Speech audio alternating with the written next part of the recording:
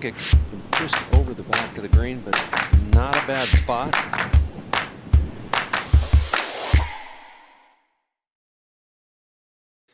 The name George Cecil Harris, it probably doesn't mean much to many people listening, but he's perhaps the most famous case of a will in Canada. George's story was an unfortunate one to say the least, where while he was working on a Saskatchewan farm, he became pinned down underneath his tractor for 10 hours. During that time, he carved into his tractor's fender, and I paraphrase here, in case I die in this mess, I leave everything to my wife. He eventually made it to the hospital after the neighbors found him, but at that point it was too late, and he eventually succumbed to his injuries. The fender was eventually found and presented in the court where a judge deemed his will, otherwise known as a holographic will, to be valid. This week's guest is someone that knows a thing or two about wills. And with that, I invite you to join us as we look to start a dialogue for you to continue in the walls of your own home and gain a better understanding of the impact a little planning can create. With that, I hope you enjoy this week's podcast with guest Erin Burry.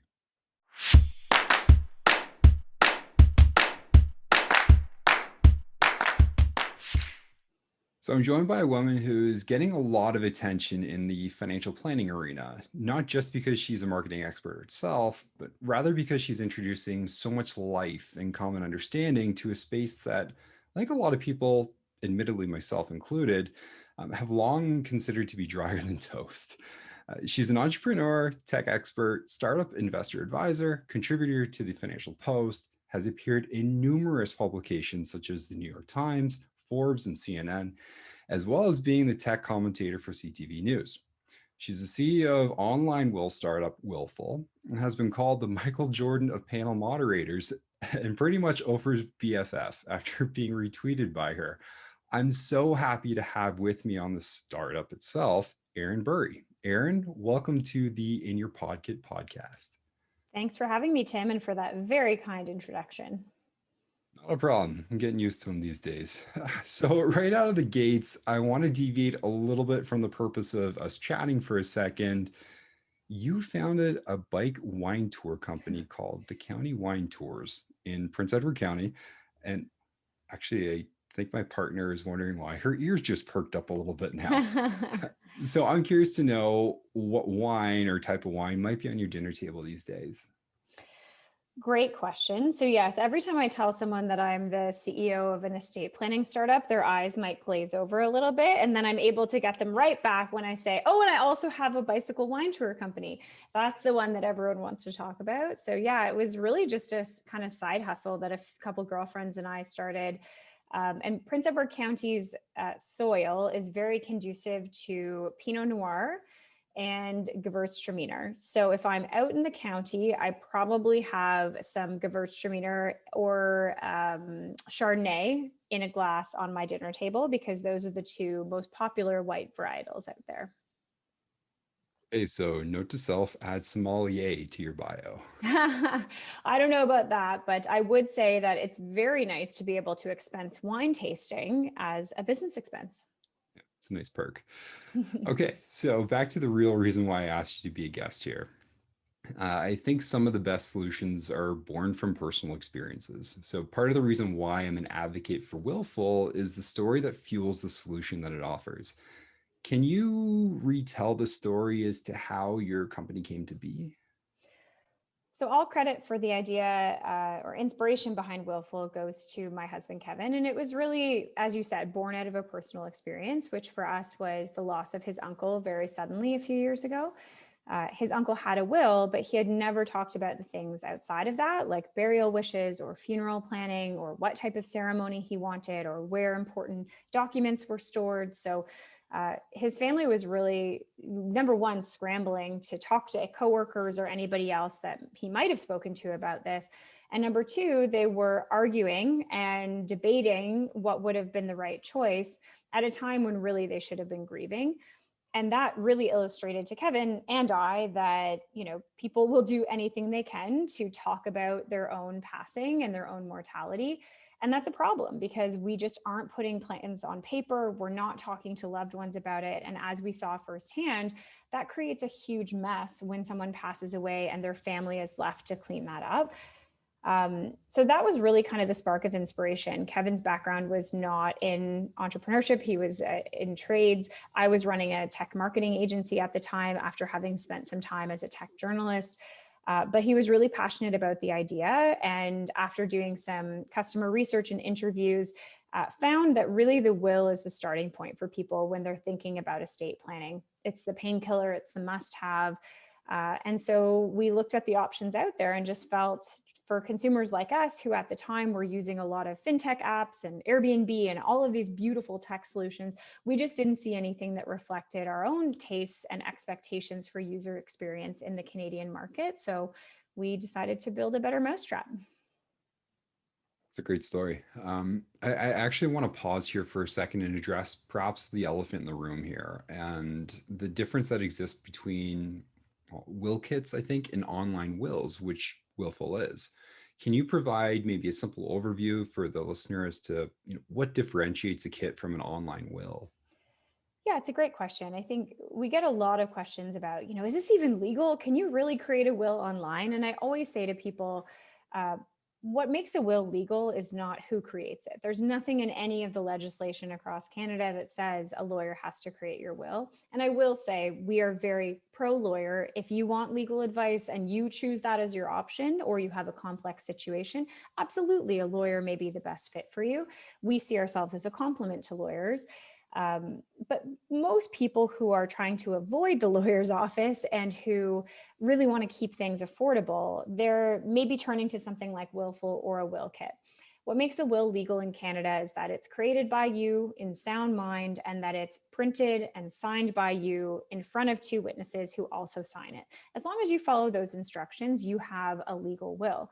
You can do that with a lawyer. You can do that with a platform like Willful or with a will kit. The difference between a will kit and Willful is that a paper will kit from a store like Staples is like a fill in the blanks. I call it Mad Libs for estate planning. It's one size fits all.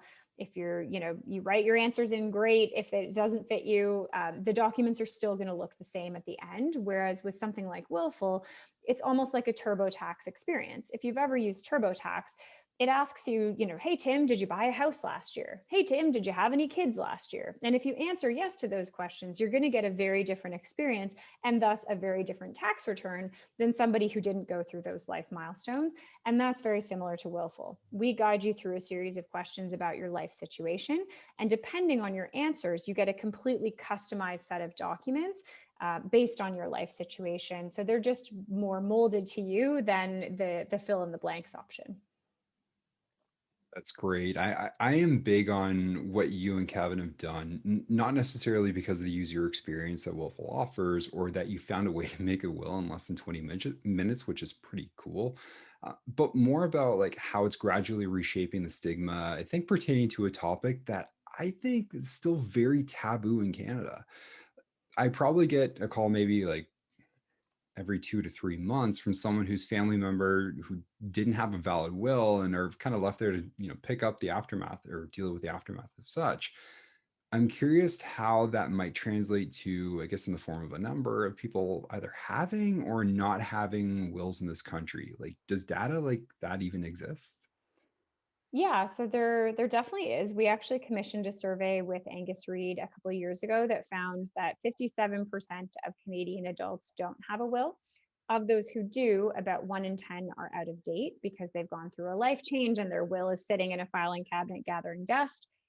And the younger you are, the less likely you are to have a will. So about 89% of people under the age of 35 don't have a will. So the numbers are pretty staggering. That's about 16 million Canadian adults who don't have a will. And the reason it's important now more than ever is twofold. Number one, COVID. I think it was just a reminder to everybody that the unexpected can happen anytime. And there's no deadline to create a will. Well, the deadline to create a will is the day you pass away, but nobody tells you what day that is unless you know a really, really great psychic. So it's very easy to move it down the to-do list against some things that have deadlines, like taxes, for example. The other reason it's so important is because we're in the middle of the largest wealth transfer in history between the boomers and the next generation. And as all of this wealth changes hands, we want to make sure that it's done in an efficient way. We want to make sure that families know about the assets that their family members had so that there's not money sitting unclaimed in bank accounts or digital assets that are unaccounted for. So it's more important than ever because of our online footprint and because of this massive wealth transfer to be getting our ducks in a row earlier rather than later. And honestly, Tim, you probably would say this too, but half of my job is just education about wills. It's not selling willful wills. It's getting you to believe, Joe Smith listening to this podcast, that you need to take time out of your day and prioritize this over all of the other things that you have going on, and empowering you with the knowledge on how to do that, what's involved, and what I need to know. Then once you've decided to get a willful will hopefully be a natural choice if it's the right fit for your life situation. So to me, education is so big in this arena. Yeah, absolutely. And the 57% number, I think based on the conversations that I've had with people in the past, I would actually say that absolutely computes. So based on that, I think that there seems to be a lack of understanding as to who not having a will inconveniences. So potentially contrary to what you, I would say the listener might think, it's not the person completing the document. Passing intested ultimately affects those who survive you and are left to pick up the pieces. So, as a point of reference going forward, can you maybe explain what the term intested, like quote unquote intested, means in its simplest form? For sure. And it's a great point, Tim. I think creating a will is a really selfless act because it doesn't benefit you, right? It benefits those you leave behind. Now, I would say it benefits you because it gives you peace of mind and it helps you to know that you're not leaving a mess for your loved ones to clean up. But it's like life insurance. You will never see a dollar of the life insurance policy on your life because it's only paid out when you pass away. But people buy life insurance and pay that premium their whole life because of how much they love their family and because they want to make sure people are taken care of. In every province in Canada, if you pass away without a will, there's a government formula in your province that outlines how your assets will be distributed. So the first reason to have a will is to make sure that that government formula doesn't kick in because it likely doesn't match what you would want. Often people say to me, well, I don't need a will because I'm going to leave everything to my spouse anyways. And I say, well, fun fact, in Ontario at least, it would be split 50% between your spouse and your children. And if your children are young, that is going to be held in trust for quite a long time until they turn 18. So often people are surprised to learn that if they don't have a will, it doesn't actually match this magical distribution formula they have in their head. The other reason it's important to have a will and what happens if you pass away intestate or without a will is because the people who rely on you, from your minor children to pets, may not be taken care of. So if you don't have a will, pets often end up in shelters for exactly that reason. They haven't designated a pet guardian. They haven't planned for what would happen to their care. And for children, if you don't appoint a guardian to take care of them, if there's no surviving parent, the court is going to appoint that person for you. And I don't know about you, but I would like to know that it's whom I choose, maybe not my brother-in-law. Sorry if you're listening. So it just puts you in the driver's seat for those choices.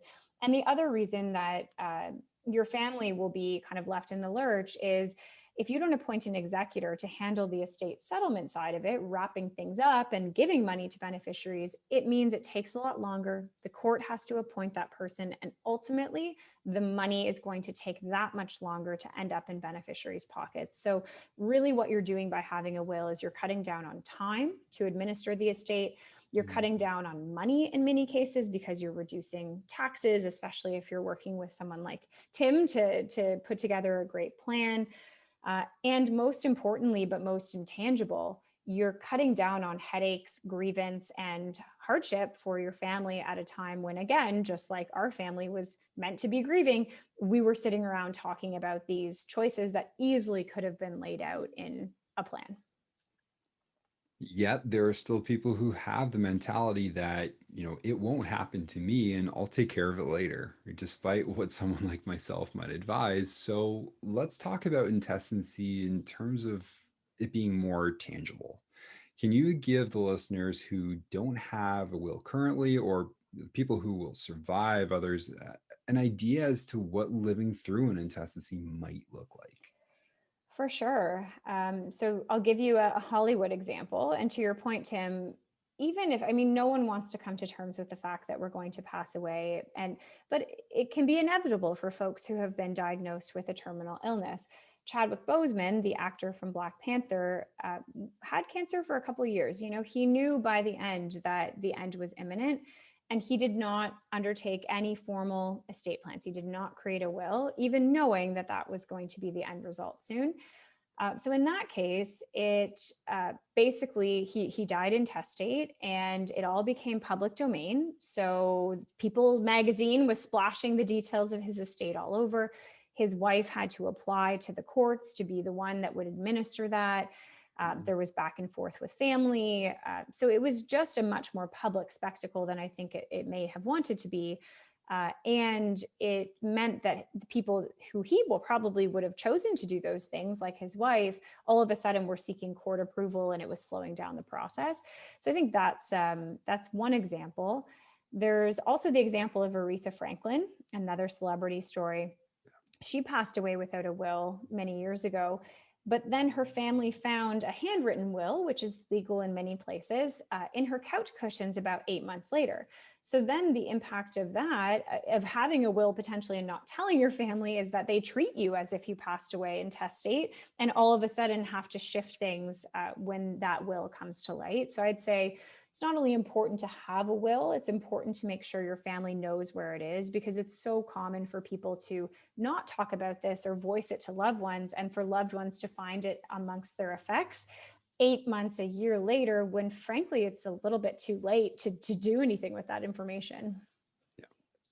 Yeah, agreed. So I guess in summary here, a will might safeguard you against intestacy, but what about when you can't make decisions on your own accord? Yeah, it's a great question. So I always say that a will and power of attorney documents go hand in hand. A will is a document that only comes into effect when you pass away. I hate to break it to everyone listening, but it is going to come into effect unless you have figured out the secret to immortality. Hopefully, not for a long time. And when you are very, very elderly and pass away in your bed, just like the old couple in the Notebook. But there's also this other document called a power of attorney document, and that addresses the what if scenario. When you buy car insurance, Tim, you're not hoping that you get in a car accident. You're hoping you never get in an accident. You never have to tap into insurance, but it's there just in case. Power of attorney is that for your personal well-being. It's saying, if anything were to happen, if I were in an accident, if I developed Alzheimer's, if I, for some reason, was not in charge of my own faculties and I needed someone to make decisions for me, this legal document clearly outlines who the person is that I'd like to make decisions about my finances and my healthcare. And that's really important when you think in the context of something like COVID, where there are a lot of folks who are in the ICU, they're not able to communicate. Having that document, we've heard from doctors and nurses, having that document in place is infinitely helpful, because when doctors are looking to make really fast decisions, it means the difference between having to hunt down family members who need to go to court to get appointed in that role versus having a clear outline of what the plan is. So these are both under the category, I would say, of emergency planning, just like life insurance, disability insurance, and emergency fund. And none of them are fun to think about, right? You're either incapacitated or you've died when any of these things come into effect. But it's kind of one of those adult things that you do, like filing your taxes. And again, it's not necessarily for you; it's for those that you that are around you. And a lot of it is just about reducing stress, worry, and giving them peace of mind. Okay, so with all of that in mind, can there be maybe a definitive line drawn in the sand here as to maybe who an online will might be for, or perhaps maybe who they're not for? Yeah, it's a great question. And, I always say when I'm talking to lawyers or when I'm even talking to willful customers, we're going to be the first people to point you away from willful to a solution that's the right fit for you. Because at the end of the day, our mission is to ensure that people have comprehensive estate planning documents that work for them and their life situation. It doesn't help us for someone who isn't right for willful to be using our platform. So you probably would be better suited to a lawyer if you have a lot of complexity. So, for example, you have a business and you need a dual will to separate your business assets. You have assets in other jurisdictions and you want to create multiple wills in those countries to cover them. You have conditional wishes. So, for example, I only want Tim to get his inheritance if he goes to university, things like that. Those if this, then that situations aren't the right fit for willful. And a lot of custom clauses. So, for example, I want Aunt Jane to get my sapphire necklace, but if she ever divorces Uncle Joe, then, that has to be sold and the proceeds given to X charity. A lot of people have very specific wishes around those types of things. And then finally, if you just want legal advice, you want to sit face to face with a lawyer who's going to look at your entire situation and give you advice on what to do versus what we can do at Willful, which is legal information. We're going to tell you the facts. We're not going to be able to tell you based on your situation, here's what you should do. The type of folks who would be a good fit or can be a good fit for a platform like Willful. You live in one of our active provinces. We're live everywhere but PEI and Newfoundland as of right now and planning to expand there soon. You have assets in Canada. You have an executor in Canada. You have pets, children that you want to appoint guardians for.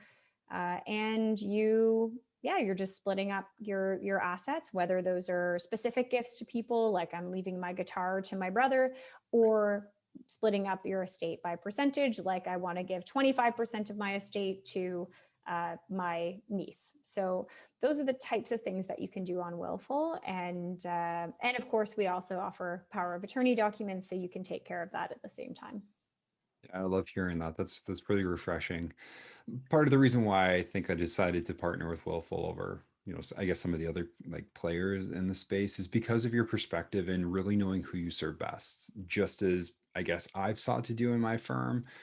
I guess like living in Guelph, I'd be remiss if I didn't ask about the fur babies in people's estate planning considerations. I know Willful doesn't create wills for animals, but can you talk about your experiences with people who, I guess, wanted to include the care of their pets when they structure their wills and POAs? For sure. Yeah. We always joke about how for April Fools, we're going to launch a pet wills product where, they can paw print a piece of paper to leave their bone to their friend and make sure it doesn't go to the cat. So right now, pets aren't creating wills, but a lot of our users are planning for their pets in their will. And actually, when we launched the platform, we didn't have a feature that allowed you to do that. And it was our number one requested feature, because if you think about folks, I mean, I'm 35 and I don't have kids. So there's a lot of folks who are delaying starting a family, and their family is their fur babies, right? Especially those in their 20s. So when you pass away and you don't have a plan for your pet, you're hoping that someone left behind does care for them. But maybe you haven't brought that up in advance to figure out who that would be, which is why pets do end up in shelters for that reason. Also, some pets are really expensive. My mom has 2 horses, and I'm like, Mom, I love you, but you better leave me a little bit of a gift to be able to take care of these horses, because they cost thousands of dollars a month. So on Willful, you can appoint a pet guardian who would care for those pets, and you can leave a gift to the pet owners just in case there's vet bills or other things that would come up, so that you have peace of mind that they would get the care that you would want to give them while you were alive. Gotcha. So I'm kind of reminded of I guess a story, or it was a news article that I came across years ago, where you have to kind of remember that at this point in time, Instagram pet accounts were just kind of taking off. So an American dog owner like made an account for their pet, and subsequently there was a very large market for it. So as a result, the owner like made a significant income from it, but fortunately, the pet passed, just like I guess all of us will, which dominoed into impacting their lifestyle. So the reason why I bring this up is that I think we are in a new generation that has found ways to monetize digital assets and credentials, where even I guess the simplest methods might be overwhelming for another generation to, basically comprehend. For those who own these digital assets and credentials, what nuggets of wisdom might you have to offer them? It's a great question. I think, I mentioned earlier that our digital footprint has never been bigger. And there's kind of two sides to that digital footprint that I think about. There's the personal and sentimental. You won't be surprised to know, Tim, I have a Google Drive folder called When I Die that has a whole host of plans and instructions outside of my willful will. And that includes final social media posts. I don't want to be the person whose last tweet was about the pizza they ate last night. So I've mapped those out. I've said what I want to happen to each of my social media accounts, because unfortunately, only Facebook has an option for assigning a memorial contact and actually dictating what you want to happen to those accounts after you pass. And for networks like PayPal and Google, they're pretty difficult to deal with when someone passes away in order to get access to someone's account or to close things out. So for the sentimental side, you may want to think about having a conversation, or even like me, putting not pen to paper, but keyboard to Google Drive folder to outline what you'd want to happen to those more sentimental sides of your digital footprint. And then on the valuable asset side, I mean, we've never seen more people purchasing cryptocurrency, buying NFTs. I mean, there was a multi-million dollar piece of digital art sold at Christie's auction. This is only going to become more mainstream. And the challenge with cryptocurrency is it's not as simple as calling the bank and saying, "Hi, I'm Tim. I'm so-and-so's executor. Here's proof of my ability to act as executor. Tell me if they had an account at your bank and give me the contents of it," which is what executors do today if they don't know about an asset existing. There's no one to call with crypto. You either know that they have it and you have the secret key, which is usually a 42-digit password, or you have no idea and that asset sits in the digital ether forever with its value lost and or inaccessible.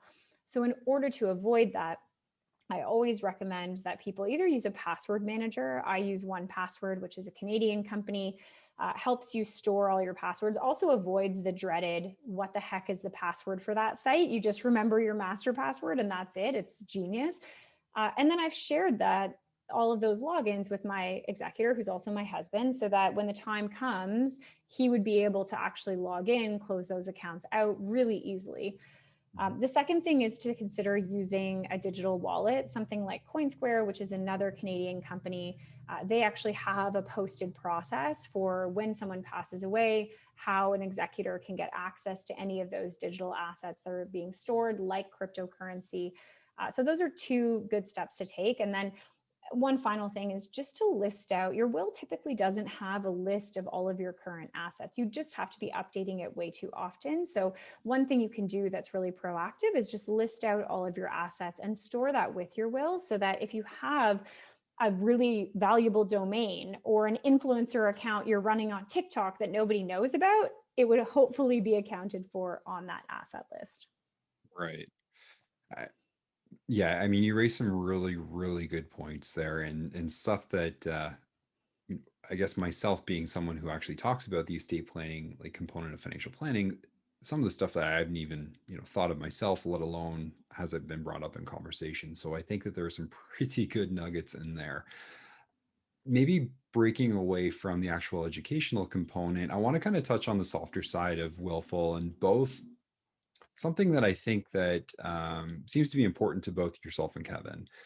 At the beginning of the pandemic, Willful stepped up and gave away free online wills to frontline workers. Now, personally, you're the co-chair of the hashtag Tech for Sick Kids campaign. Can you enlighten us a little bit about the initiative and why you're so passionate about it? Yeah, I mean, I think for us, it's always been about more than just building a business. I used to run a marketing agency and we worked with a lot of really amazing clients, but a lot of them were selling consumer goods to people. And sometimes I'd think about, what is the larger purpose behind me helping someone sell food delivery services or other consumer goods?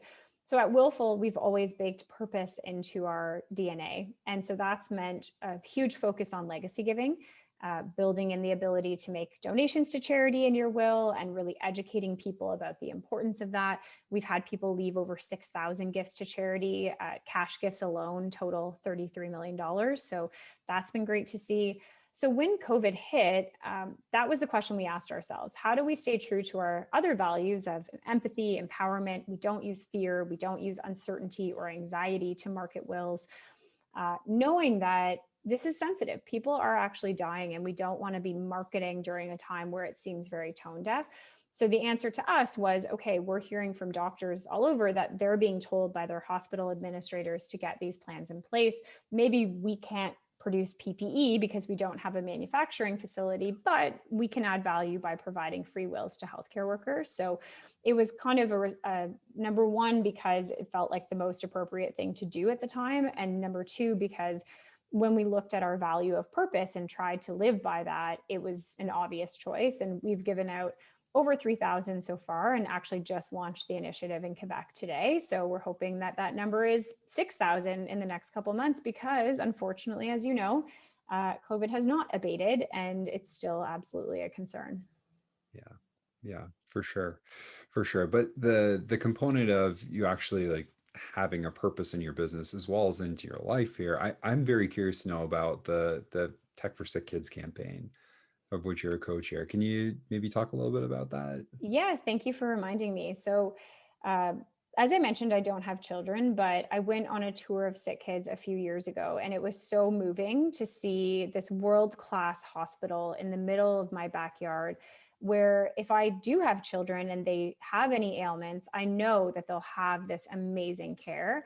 And so many of my friends have had their kids in sick kids or been in and out of the hospital. So Kevin has been passionate about it for a long time, and we've pledged through the Upside Foundation, which is an organization that asks you to pledge 1% of your company's equity to charity if you were to sell or IPO your company. So we pledged our 1% to sick kids, and then they launched this initiative called Tech for Sick Kids, which is all about galvanizing the tech community to help raise $25 million for a new emergency room. So Kevin and I are both on the council, and I was very honored when they asked me to co-chair the campaign. And really, that's about raising awareness within the tech community. We just launched an employee matching program. So if you're don't have to be a tech founder, just a small business owner, you can match any of your employees' donations to sick kids. We're planning some virtual events for later this year, because obviously fundraising events look a little bit different in a COVID era. And ultimately just trying to be an ambassador to raise more profile for the importance of the tech community stepping up to improve the tech-enabled sick kids of the future. Wow, I love that. That's fantastic. Wow. Well, and thanks for asking about it. I really appreciate it. Yeah. I mean, really, if you're having that kind of impact, it's kind of hard not to want to talk about it, right? Yeah, I love hearing that kind of stuff. Now, as we kind of wrap up here, Erin, ordinarily I ask my guests what kind of wisdom they'd impart on their children when they're ready to hear it. But I think you're in the unique position to, I think, hear firsthand from people who I guess are anticipating their most vulnerable life moments. So I want to take a different approach to this. COVID, I think for better or worse, has taught a lot of people from a lot of walks of life a lot of lessons. And actually, I'm sorry, but I know the look on your face. It says, God, Tim, could you be more vague right now? No, not at all. I'm just kidding. So funny. But what has it taught you as an entrepreneur and somebody who personifies an individual's ability to, I guess, implement control beyond their physiological ability to maintain it? Yeah, I mean, listen, I think COVID was so unexpected for everybody. And I've always been someone that loves to be in control, right? I'm total type A. I love certainty. And starting a business is the ultimate in uncertainty. You don't know what's going to happen tomorrow. You hope that someone's going to invest money in your business. You hope people are going to buy your product, and you hope that someone's going to buy it for millions of dollars down the road so you can write that big fat check to sick kids. But every single day you live in uncertainty. And I actually think it prepared me well for COVID because we have been living in uncertainty for the last year around when vaccines would be ready and when lockdowns would be over and when we'd be able to go back to the office. And so uh, that's something I'm grateful for sure. The other side of it is, you're right. I think about death so much more than the average person. And I was writing in my journal the other night, and the question that it presented was, are you afraid of death? And it was really interesting to contemplate because the answer, of course, is yes. Everybody's afraid of death. And I love my life and I'm a very, very happy person. So if I wasn't afraid of death, that would be maybe odd. But I'm very at peace with all of the folks I've spoken to through Willful who have lost people, who have talked about that, and who really have talked about the way they've been able to have a positive legacy after they're gone and how these people are choosing to remember them. So although I hope I don't pass away tomorrow, I always say to my husband, I'm such a happy person. I don't regret anything. I've had such a full life and I live my life as if there may not be a tomorrow. And I think that's the biggest lesson that I've taken away from COVID and from running Willful is tomorrow is not a guarantee. And so spend time with the people you love, go on that trip when COVID is over, YOLO within reason, while still respecting Tim's financial plan for you. And I'm grateful to have that reminder all the time. Yeah, I think that's well, it's a great spot for at least for myself to leave off on. Before we kind of hop off on here and I guess say goodbye for now, is there any kind of message or nuggets that you want to leave with anybody who might still be listening at this point? Yeah, I mean, I just want to say thanks for having me and for the conversation. I always love talking about this stuff. And I guess my takeaway is just, you know, the best way to get something done that doesn't have a deadline is to make a deadline. So I challenge everybody to put it in your calendar, find an accountability buddy, and commit to getting your will done by a certain day this year. Maybe New Year's Eve. That's how you'll celebrate 2022. But that's my last tip. And thanks again, Tim, so much for having me. No problem. And hopefully by 2022, we're able to celebrate together again. In person with champagne. Oh, wouldn't that be nice? Erin, thank you so much for joining me today. And I look forward to having you on again. Thank you, Tim.